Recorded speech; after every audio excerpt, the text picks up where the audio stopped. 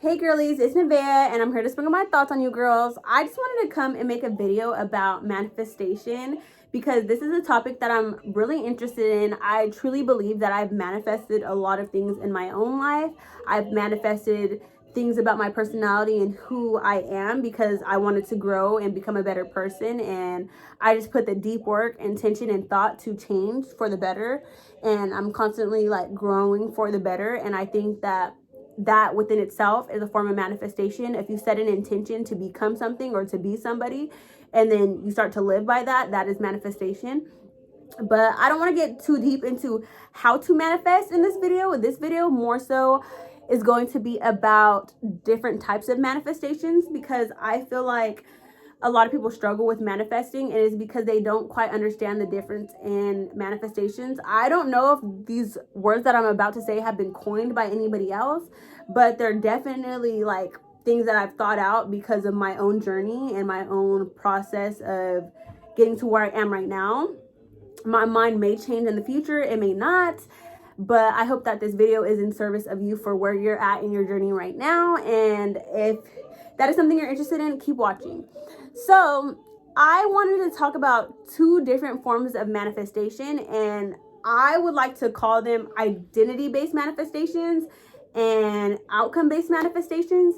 The difference between the two, and it might sound like it's overlapping a little bit, and to an extent it might overlap, but the difference between the two is one is more so about personality traits or things that you want to identify yourself as, and the outcome-based manifestations are more so of what you want to identify yourself as, or what you want to identify yourself doing. So let me make it make more sense. When it comes to identity-based manifestations and you're thinking of who you want to identify as, who you want to be is more so about if you want to be a good person, a kind person, if you want to be somebody who's empathetic, if you want to be somebody who's understanding, somebody who's consistent. It's more so about a way of describing yourself. If somebody was to ask you, oh, tell me how you would describe yourself, what would you describe yourself as? You would tell them these things, the identity-based things.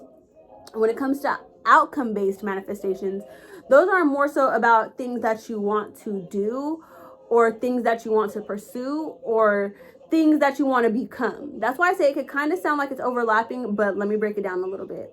Whenever it comes to outcome-based manifestations, I'm going to give you guys an example. Whenever I was 13, I knew that I wanted to be a college student at UCLA, but it wasn't something that I could necessarily identify as because necessarily something that I could identify as. It was something that I could identify as becoming. Like, I knew that I was going to become a UCLA student because I truly believed it, but I couldn't say that I was a UCLA student at 13 because I definitely was not. It was something that I had to identify with, but not identify as. Do you get what I'm saying? So that's the difference between identity-based manifestations and outcome-based manifestations, is that one is more so about who you identify as, what you think your personality traits are. If somebody was to tell you to describe yourself, what kind of terms would you use?